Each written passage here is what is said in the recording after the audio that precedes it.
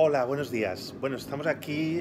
Quería un poco hacer un resumen de cómo ha ido el debate y se me ha ocurrido que la mejor manera era pues a la protagonista del texto que teníais para leer, Géneros y Contemporaneidades, Begoña Anguís, que entre ella podamos un poco sacar algunos de los temas que han ido apareciendo en el debate y que nos pueden también ayudar a centrarnos cara a la PAC, ¿no? La evaluación, el ejercicio de evaluación que tenéis seguidamente. Bueno, Begoña Anguís, muchas gracias por aceptar esta entrevista. Gracias a ti, Paco, por invitarme. Begoña Anguís es antropóloga, experta en temas de género, de sexualidad y de cuerpo.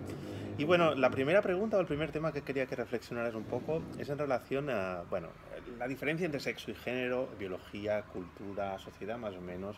Todos los alumnos lo han tenido clara, la mayoría tienen claro que el género es una construcción social, pero hay el tema que algunas autoras, por ejemplo Braidotti, la propia Butler, hablan del sexo también como una construcción social, ¿no? En ese sentido, por ejemplo, Braidotti señala que la diferencia sexual ni es totalmente dada ni es totalmente construida, ¿no? ¿Cómo podríamos destrellar esa idea de que el sexo es también construcción social?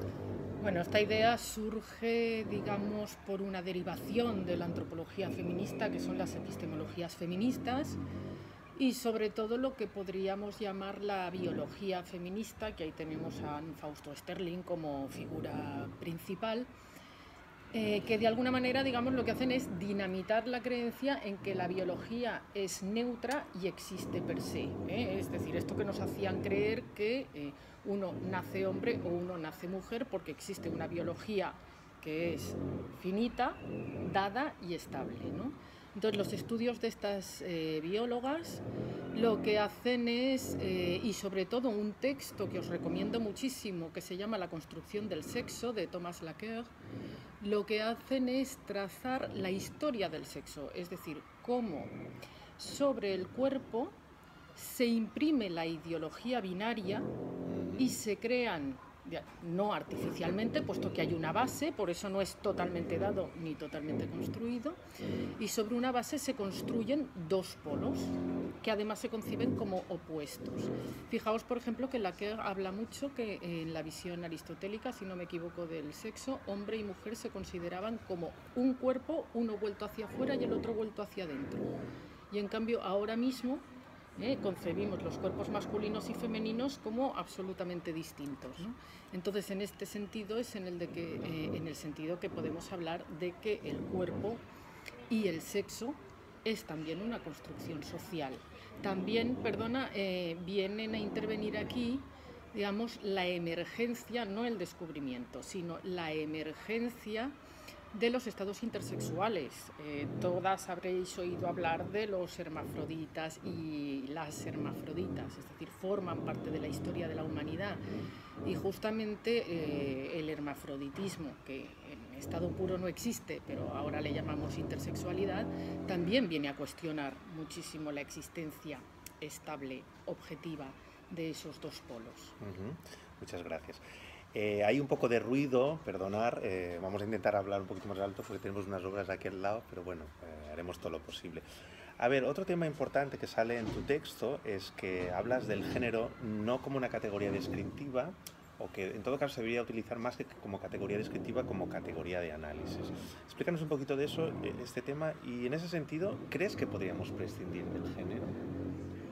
A ver, Gail Rubin, que es una antropóloga que escribió en los años 70 y se publicó en castellano en los años 80, que sale citada en el texto y a la que yo últimamente recurro muchísimo porque me parece de una clarividencia sensacional, decía que ojalá no hubiera género y ojalá las sociedades fueran andróginas, ¿eh? ¿Podemos prescindir del género? La respuesta es ojalá, porque el género no es una categoría descriptiva.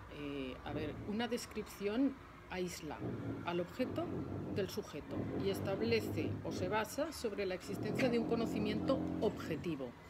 Estamos en unos paradigmas donde esas divisorias, digamos, se han dinamitado también, y donde el sujeto cognoscente forma parte de la descripción de aquello que describe. Por tanto, este sería un punto para invalidar, ¿no?, el género como descripción. Hay otra acepción de la descripción del género, que es cuando hablamos de hombres, mujeres.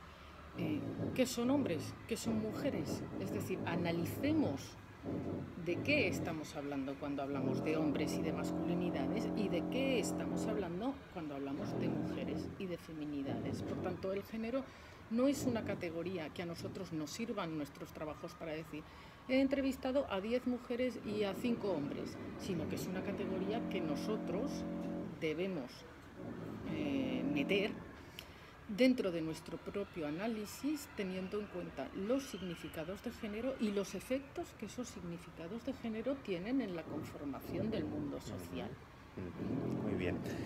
A ver, una de las claves del debate, o de hecho la pregunta del debate es si hablamos de género o hablamos de géneros en plural.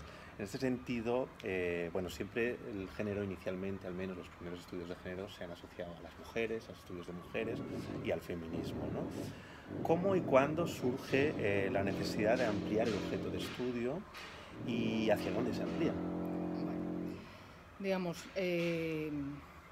hablo desde la antropología, que es la disciplina, es mi disciplina y es la que mejor conozco. En los años 30 ya Margaret Mead hacía lo que ahora entendemos por estudios de género, cuando estudiaba los distintos comportamientos de los adolescentes y las adolescentes en Samoa, ¿no? Y de cómo la cultura, ¿no?, imprimía determinadas pautas, ¿no?, que eran, digamos, inscritas diferencialmente. En los años 50 hay otra tanda, digamos, importante, que está bien narrada en el material, que ya viene por parte de la psicología, por Stoller sobre todo, donde ya se define esa diferencia entre sexo, cuerpo biológico y género cultural, construcción, que ahora estamos dinamitando. El siguiente paso, también lo tenéis en el material, es la antropología feminista de los años 70, fundamentalmente Horner, Whitehead, toda una serie de antropólogas, que la pregunta que se hacen es, o sea, primero sitúan a las mujeres en el mapa de la antropología, que digamos, la mayor parte de los estudios de antropología clásico hablaban de los Nuer, los Azande, los trobriandeses, pero fundamentalmente habían trabajado con hombres, no con mujeres. Entonces lo que hacen estas antropólogas primero es situar a las mujeres como sujetos sociales y objetos del análisis antropológico y luego hacerse una pregunta fundamental que tenéis en el material también, que es si la subordinación de la mujer es universal, puesto que la antropología tiene un alma comparativa y transhistórica, era, digamos, la disciplina desde la cual se podía formular esa pregunta. Esa pregunta por la subordinación de las mujeres y por cómo operan los sistemas de jerarquía social es una pregunta que requiere concebir el género en otros términos, en términos relacionales. Es decir, el género de las mujeres no existe si no tenemos en cuenta el género de los hombres. Esta concepción relacional, que también es muy querida para la disciplina, es la que lleva en un determinado momento, sobre todo principios de los 90, a dar origen a la interseccionalidad, es decir, la idea de que los sistemas de clasificación social operan conjuntamente con otros sistemas, es decir, que el género, si lo miramos a la luz del prisma de la clase o de la etnia, nos va a dar una información más rica que si solo lo miramos aisladamente, y esa misma relacionalidad conlleva el mirar al otro polo, que son los hombres, ¿no? Y entonces en los años 90 emergen con fuerza los estudios que dicen que para entender cómo accionamos y los significados que tiene el género necesitamos estudiar tanto a mujeres como a hombres, es decir, a todas las personas, ¿no? Y el poscolonialismo, las teorías poscoloniales, ¿cómo intersectan también en este concepto? Pero también es una cosa relevante y nueva en los 90. Sí, exactamente, igual que la teoría queer. En los 90, digamos, se da como una eclosión, esto seguramente es artificial, lo leemos ahora sí. Hablamos de los 90, pero seguramente estaban prefijadas desde los 70. Yo misma estaba trabajando con hombres en los 80, es decir, que es por decir algo. Las teorías postcoloniales tienen mucho que ver con las epistemologías feministas en la filosofía que las origina.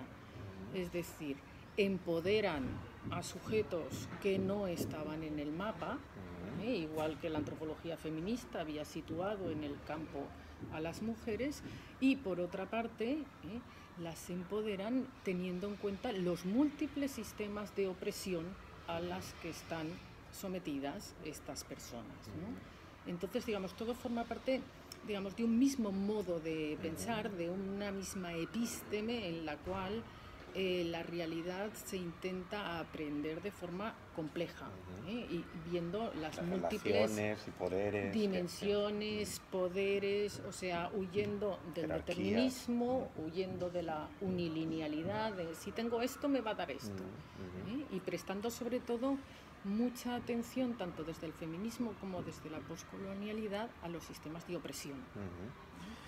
Bien, en este contexto, ¿no? Tú has dicho en los años 90, quizá antes, aparece la teoría queer o la teoría performativa, ¿no? Me gustaría saber un poco cuál es la aportación de esta teoría o con qué rompe respecto a las teorías anteriores de género. Un poco también que nos hables si es como teoría performativa, las ideas están claras en lo que consiste, pero el problema es cómo llevar esa teoría a la práctica, incluso si hasta qué punto es demasiado dogmático o puede ser hasta dogmático, ¿no? Como teoría. Bueno, aquí nos encontramos con un problema que a mí últimamente es uno de mis problemas favoritos, que es cómo relacionamos teorías y praxis y conocimiento, ¿no? Es decir, como antropóloga a mí me sigue gustando hacer trabajo de campo, ¿no? Y en muchísimas ocasiones me encuentro con la dificultad de aquellas teorías que son tan atractivas sobre el papel, como las llevas al campo. La teoría queer es una teoría, lo habréis leído en el texto, es una teoría que Butler, Sedgwick y otras teóricas toman basándose sobre todo de modelos lingüísticos, Butler en particular del modelo lingüístico de Austin, que parte de la idea de que no existe un original que nosotros actuamos, sino que es nuestra propia actuación la que da forma a esa experiencia, práctica e idea, ¿no?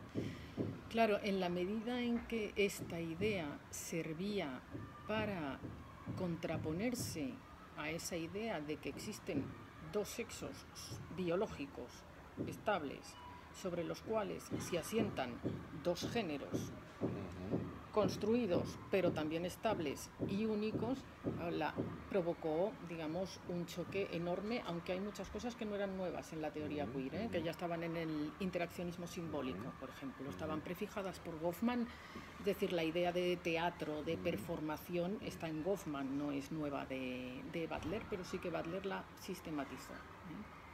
Entonces, fue una aportación importante en la medida en que nos permitía pensar las prácticas y experiencias de género en unos términos que no fueran reflejo de una inmanencia o de un esencialismo natural, sino como prácticas performativas. Ahora bien, ¿qué pasa con la fluidez identitaria que desde la teoría queer se promulga o se proclama? Pues desde mi propia experiencia de campo, por ejemplo, esa fluidez identitaria a las personas con las que yo he trabajado durante más años, que son sobre todo gays, pero también activistas LGTB, pues realmente no les sirve esa fluidez identitaria para expresar su propia experiencia, porque necesitan, tanto para reivindicar como para pensarse, necesitan identidades más estables, ¿no? De hecho, justo ayer estaba revisando un texto en el cual, digamos, relacionaba la existencia de una identidad con la existencia de un movimiento político, ¿no? Claro, aunque esa identidad tú la pienses como inestable, la necesitas para poderla reivindicar. Es una paradoja, ¿no?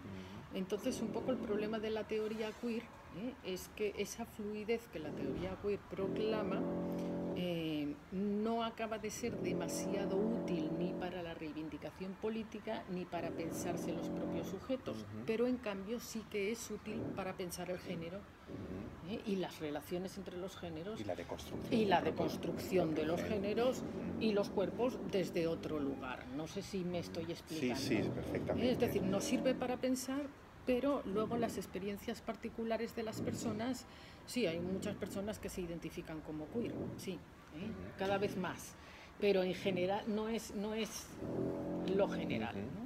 En esa línea, ¿tú crees que la emergencia de las nuevas tecnologías, Internet, las redes sociales, de alguna manera ponen en cuestión esa ontología del género, esa esencia que se le ha podido presuponer al género y rompe? ¿Qué piensas sobre eso? Pues mira, cuando surgió Internet con fuerza, no cuando surgió de verdad, sino cuando surgió, digamos, se socializaron las prácticas en Internet, la mayor parte de personas que estaban trabajando sobre el tema estaban convencidas de que Internet iba a conllevar la desaparición del cuerpo en el ciberespacio. Entonces hablábamos de ciberespacio, no sé si os acordáis, la desaparición del género. De hecho había muchos textos, ¿no?, relatando cómo la gente pretendía ser quien no era, y la desaparición de la identidad. Con el paso de los años, lo que nos han demostrado los estudios sobre redes sociales o interacciones en redes sociales es que ni ha desaparecido el cuerpo, porque el cuerpo está muy presente tanto en las descripciones, por ejemplo, las páginas web de contactos, sobre las que he trabajado, como tú sabes. Lo primero que tú tienes que poner es un perfil en el que dices cuánto mides, cuánto pesas, de qué color son tus ojos, de qué color es tu pelo. Por tanto, el cuerpo no ha desaparecido. Luego, la propia dinámica de estos sitios requiere que tú, si quieres tener algo de éxito, digas quién eres de verdad, porque si tú te identificas como, no sé, como hombre, y resulta que entablas comunicación con alguien que cree que eres hombre, a la hora de la verdad, y al fin y al cabo, siempre hay una hora de la verdad en las interacciones en las redes sociales, ¿no? Pues eso no te va a servir de nada, ¿no? El hecho es que esa libertad ideal que las redes sociales nos iban a dar respecto a nuestros cuerpos, a nuestros géneros, a nuestros sexos, a nuestras interacciones, parece ser, a la vista de lo que está sucediendo, que no es tan libre. Reproducen los estereotipos. Se reproducen los estereotipos, se reproducen los modos de relacionarse. Ayer había un artículo que incluso la inteligencia artificial que aprende sola, aprende pues, con unos estereotipos de género, incluso racistas, clasistas.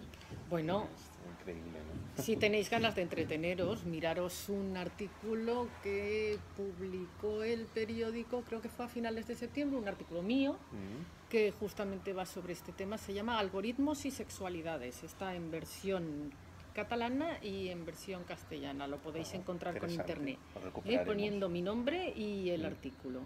Y justamente trata de esto. Lo que tú comentas de cómo los algoritmos operan mediante estereotipos machistas, porque es construido por hombres. Justamente salió publicado a la semana siguiente, porque este artículo, digamos, vino determinado por mi necesidad de posicionarme o de decir algo respecto a un logaritmo que estaban desarrollando, ni más ni menos que, creo que era en Stanford, ya se me ha olvidado, Stanford o Princeton, una de las grandes universidades americanas, que decían que servía para conocer la orientación sexual de la persona mediante los rasgos de su cara, y además con una fiabilidad del 90%, ¿no? Entonces, claro, yo cuando leí aquello dije, aquí hay que decir algo, ¿no? Porque esto es que, o sea, ya más allá de que sea cierto o falso, ¿qué interés puede tener esto? ¿A qué intereses obedece? ¿Qué se va a hacer con esto? Entonces yo creo que es momento en que nos empecemos a posicionar, ¿no?, delante de este tipo de artilugios o apps que primero se basan en un mecanicismo absoluto, determinismo absoluto, y luego que son tremendamente peligrosas por lo que Foucault llamaba el efecto de verdad. Es decir, el efecto de verdad es, las consecuencias que tiene. Es un tema peligrosísimo, ¿no? Los discursos de verdad y los efectos de verdad. Bueno, o sea, aquí no acabaríamos en este tema, ¿no? Pero No. bueno, tenemos que acabar. Simplemente para acabar, para finalizar, ¿tú crees que es posible descolonizar, ¿no? Que utilizo este concepto con una fuerte carga política, si quieres, las masculinidades y las feminidades hegemónicas. ¿Y cómo crees que se debería hacer? ¿Cómo podríamos ayudar a descolonizarlas? Pues mira, yo creo que es una tarea larga. Yo creo que se debe poder, como mínimo, descolonizarlas, minarlas o suspenderlas e interrogarlas mínimamente. Yo creo que la formación es fundamental. Es decir, yo creo que todavía hay mucha gente que tiene una concepción del género muy errónea, como aquello que no tiene que ver con esta persona. Con Paco y con Cristian Ardini organizamos unas conferencias una vez ¿Que al estáis año. invitado? Que estáis invitados, Os invitadas. enviaré el link. Paco os pondrá el link, que justamente yo creo que lo que pretenden es, por una parte, aunar esfuerzos académicos y activistas, porque creo que ya en ciertos temas debemos ir a la par, para poner sobre la mesa determinadas cuestiones que nos ayuden a entender de manera compleja cómo operan los sistemas de género, que no operan de forma tan lineal como creemos. Y yo creo que buena parte de la descolonización vendrá por aquí, ¿no? Por el conocimiento situado, complejo y activo, por un conocimiento, digamos, que movilice, ¿no? que te lleve como mínimo a pensar las cosas de otra manera. Muy bien, Begoña, pues muchas gracias. Hasta aquí esta entrevista. Espero que sea útil para el trabajo que tenéis que realizar y también útil como resumen de lo que ha estado el debate. Pues nada, que vaya muy bien el curso.